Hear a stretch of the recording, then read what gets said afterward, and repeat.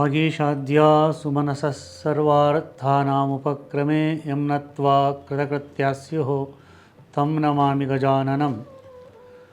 ಧೂರ್ಭಿರ್ಯುಕ್ತಾ ಚತುರ್ಭಿಃ ಸ್ಫಟಿಕಮಣಿಮಯೀಮಕ್ಷಮಾಲಾಂ ದಧಾನ.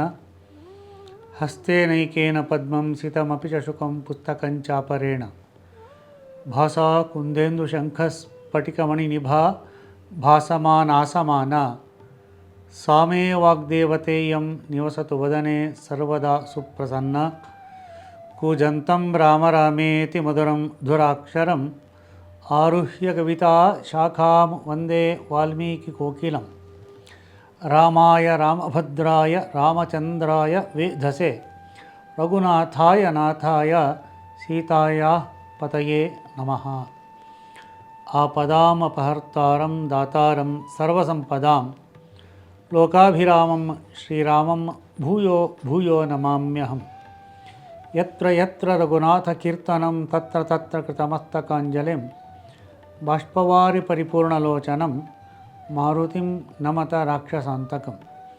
ಅಸಾಧ್ಯ ಸಾಧಕಸ್ವಾಮಿನ್ನಸಾಧ್ಯಂ ತವ ಕಿಂ ವದ. ರಾಮದೂತಕೃಪಾ ಸಿಂಧೋ ಮತ್ಕಾರ್ಯಂ ಸಾಧಯ ಪ್ರಭೋ.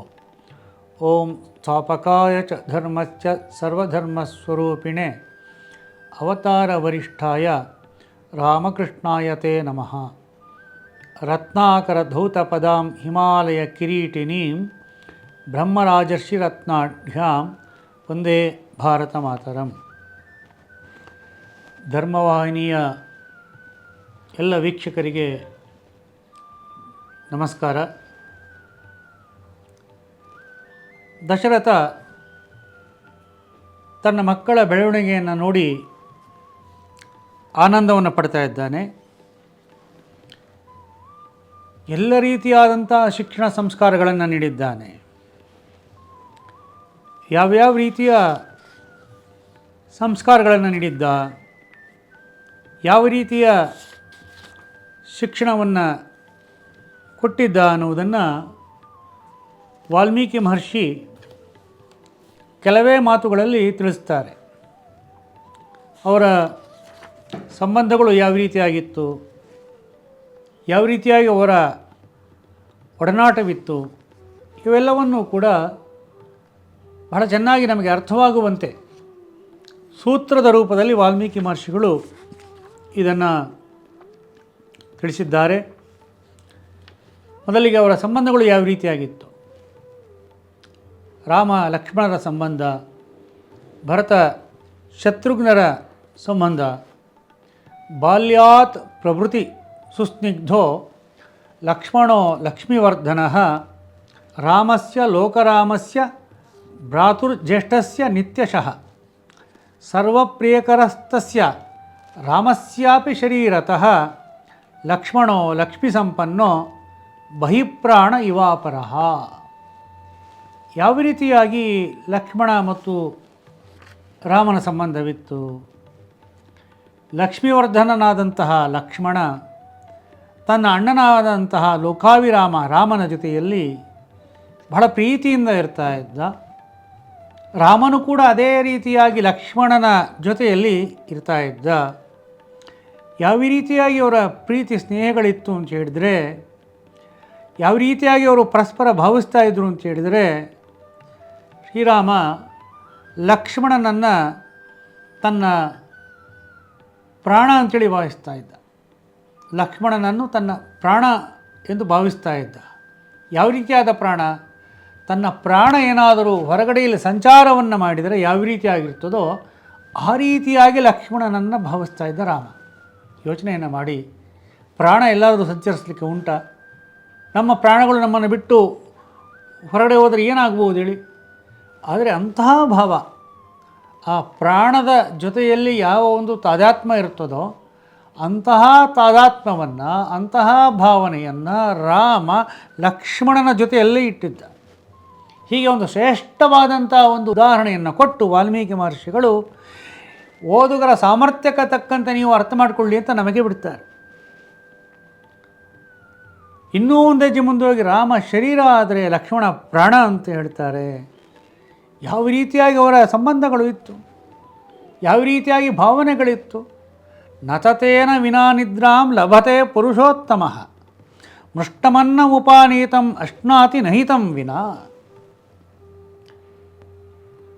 ನೋಡಿ, ಅರಮನೆಯ ವಾತಾವರಣದಲ್ಲಿ, ಅರಮನೆಯಲ್ಲಿ ಎಷ್ಟು ಭವನಗಳಿರ್ಬೋದು, ಎಷ್ಟು ಕೊಠಡಿಗಳಿರ್ಬೋದು. ಆದರೆ ಆ 4 ಮಕ್ಕಳು ಒಂದೇ ಜಾಗದಲ್ಲಿ ಮಲಗ್ತಾ ಇದ್ರು.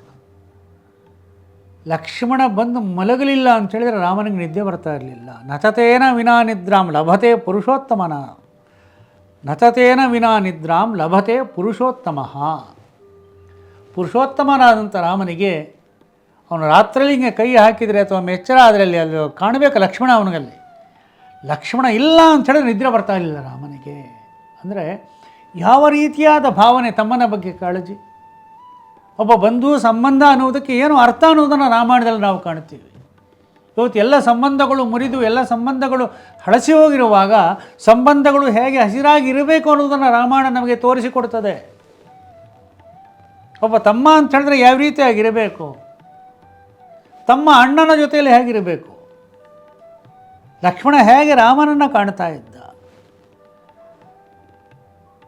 ನಾವು ಮನೆಯಲ್ಲಿ 4-6 ಜನ ಇರುವಾಗ, ಭೂತಕಾಲ, ಇವಾಗ 4-6 ಜನ ಇರೋದೇ ಸಂದರ್ಭ ಬರೋದಿಲ್ವಲ್ಲ. ಮಕ್ಕಳು ಬರ್ತಾರೆ, ಎಲ್ಲಿಯೋ ಹೊರಗಡೆ ಹೋಗಿರ್ತಾರೆ, ಆಟ ಆಡ್ಕೊಂಡು ಬರ್ತಾರೆ, ಶಾಲೆಯಿಂದ ಬರ್ತಾರೆ. ತಾಯಿ ಏನು ಹೇಳ್ತಾಳೆ, ಸ್ವಲ್ಪ ತಡಿ ಅವನು ಬಂದುಬಿಡಲಿ, ಸ್ವಲ್ಪ ತಡಿ ಇವಳು ಬಂದುಬಿಡಲಿ, ನಿನ್ನ ಅಕ್ಕ ಬರಲಿ, ತಂಗಿ ಬರಲಿ, ಅಣ್ಣ ಬರಲಿ, ತಮ್ಮ ಬರಲಿ, ಒಟ್ಟಿಗೆ ಊಟಕ್ಕೆ ಹಾಕ್ತೀನಿ. ಭಾಳ ಹಸಿವಾಗಿರುತ್ತೆ. ಅವಾಗ ನಾವೇನು ಹೇಳ್ತೀವಿ, ಇಲ್ಲ ನಂಗೆ ಹಸಿವು ತಡಿಯೋಕ್ಕಾಗ್ತಿಲ್ಲ ಅಂತೇಳಿ. ಆದರೂ ತಾಯಿ ಆ ಸಂಸ್ಕಾರ ಕೊಡ್ತಾರೆ, ಸ್ವಲ್ಪ ನಿಲ್ಲೋ, ಒಂಚೂರು ಇತ್ತು ತಿಂದರು, ಆಮೇಲೆ ಒಟ್ಟಿಗೆ ಊಟಕ್ಕೆ ಹಾಕ್ತೀನಿ ಅಂತೇಳಿ. ಇವತ್ತು ಈ ವಾತಾವರಣ ಇಲ್ಲವೇ ಇಲ್ಲ ಬಿಡಿ. ರಾಮ ಏನಾದರೂ ಮೊದಲಿಗೆ ಬಂದರೆ ಊಟದ ಮನೆಗೆ, ಲಕ್ಷ್ಮಣ ಇಲ್ಲ ಅಂದರೆ ಮೃಷ್ಟಾನ್ನ ಕೊಟ್ಟರೂ ತಿಂತಾ ಇರಲಿಲ್ಲ ರಾಮಚಂದ್ರ. ಲಕ್ಷ್ಮಣ ಇರಬೇಕು, ಭರತ ಇರಬೇಕು, ಶತ್ರುಘ್ನ ಇರಬೇಕು, ಒಟ್ಟಿಗೆ ಆಹಾರ ತಗೊಳ್ಬೇಕು. ನೋಡಿ,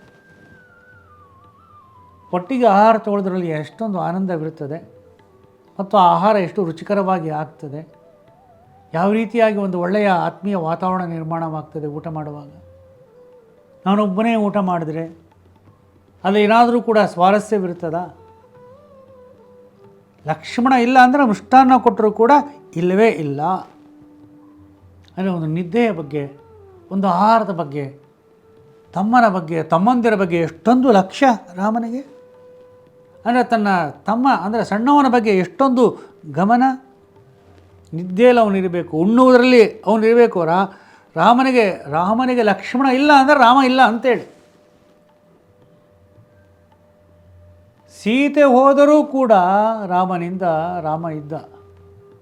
ಆದರೆ ಒಮ್ಮೆ ಲಕ್ಷ್ಮಣ ಹೊರಟ, ರಾಮ ಮರುದಿನವೇ ತಾನು ಮಹಾಪ್ರಸ್ಥಾನಕ್ಕೆ ಹೊರಟ, ನಿರ್ವಾಣಕ್ಕೆ ಹೊರಟು ಬಿಟ್ಟ.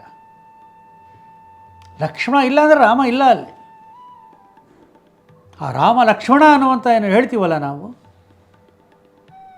ಎಂತಹ ಒಂದು ಬಂಧುತ್ವ, ಎಂತಹ ಒಂದು ಸಂಬಂಧ, ಎಂತಹ ಒಂದು ಆತ್ಮೀಯತೆ, ಯಾವ ಪ್ರೀತಿ ಅದು, ಯಾವ ಬೆಸುಗೆ ಅದು, ನಮ್ಮ ಕಲ್ಪನೆಗೆ ಮೀರಿರುವಂಥದ್ದು. ಹೇಗೆ ಇರಬೇಕು ಒಂದು ಮನೆಯಲ್ಲಿ ಅಣ್ಣ ತಮ್ಮ, ಅವರ ಒಡನಾಟ ಹೇಗಿರಬೇಕು, ಅವರ ಮಾತುಕತೆ ಹೇಗಿರಬೇಕು, ಅವೆಲ್ಲವನ್ನು ನಾವು ಇದರಿಂದ ಕಲ್ಪನೆಯನ್ನು ಮಾಡಿಕೊಳ್ಬೋದು. ಯಾವ ರೀತಿಯಾಗಿದ್ದರೂ ಅವರು, ಯಾವ ರೀತಿಯಾಗಿ ಅವರು ಬದುಕ್ತಾ ಇದ್ದರು, ಅವರ ಜೀವನ ಹೇಗಿತ್ತು. ಒಟ್ಟಿನಲ್ಲಿ ಅವನಿಲ್ಲದೆ ಇವನಿಲ್ಲ, ಇವನಿಲ್ಲದೆ ಅವನಿಲ್ಲ.